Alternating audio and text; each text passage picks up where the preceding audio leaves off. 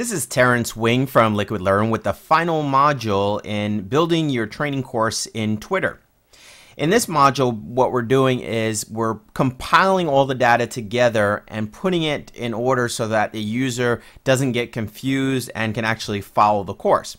So in this particular case, I'm using my ISD 2.0 account, and I tweeted all the following information. So I tweeted out instructions on what to do, the first step, which would be basically, it's saying to start the first module, please click on the small media link to the right of the next tweet. The video will open in the media player. So I'm hoping that that will be enough instruction to tell people that when you get to this URL, just click this link. The second one is actually the first module. The third one is the second module, and finally the fourth tweet is the survey that I'm asking everybody to take after the course. So in order to use this in your timeline, you definitely can. The only challenge is that as you look at me scrolling down here, there's a lot of other information, and as I add new information, the course can get lost inside the timeline. So I personally don't think the timeline's a great place to put this. Where I think is a great place to put it is the favorites. Now, in order to get it in the favorites, there's a couple of things that we need to do.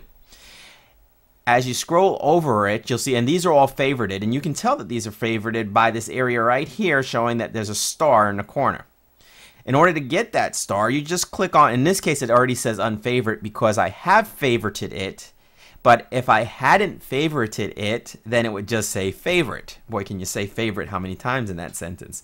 So the tweets that you want, you go ahead and click the favorite icon. Now, when you're clicking it, realize that if you want everything to be in order, first has to be last and last has to be first, and you have to do it in either ascending or descending order. So the first thing I want to favorite is my survey. So I would go ahead and click favorite in the survey, and that's going to place it in the favorite column. Now, the next one is my next to last module, and I'll go ahead and favorite module 2.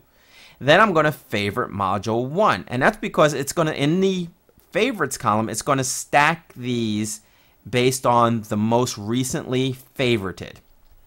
And the last one I'm going to do is I'm going to favorite my instructions on the first step that you should do when you take it. So once I have all that done, let's go over into the favorites and let's take a look at the course. Okay, it doesn't look that different from what we did earlier, except those are the only tweets that appear in there. So this is telling my user to go ahead to click this icon when you're ready to start. So let's go ahead and click this icon and watch what happens.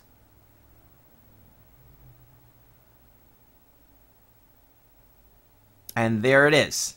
That's the first module. And then you press the play button and it would play the module accordingly.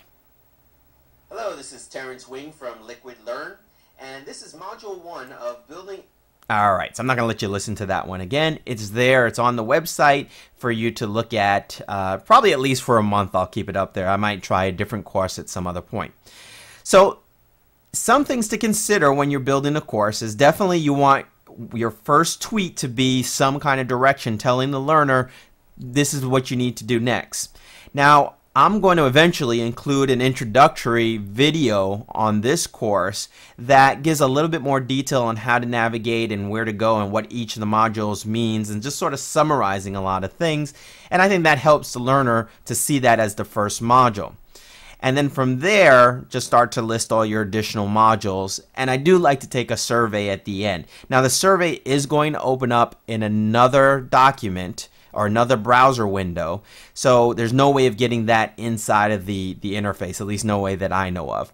So what I did with the survey is there's a link in the survey after you complete it that informs you that you've completed it, and it gives you a URL to come back to the course, and it gives you the Twitter URL. So that's it. That's how you assemble your course using the favorites tab. And remember, when you're using the favorites tab, everything is exclusive in that tab, and it's also permanent there. At least it's permanent until Twitter decides otherwise. So try your course and be sure when you do to take our survey and tell us a little bit about the success or the challenges that you had. This is Terrence Wing for Liquid Learn.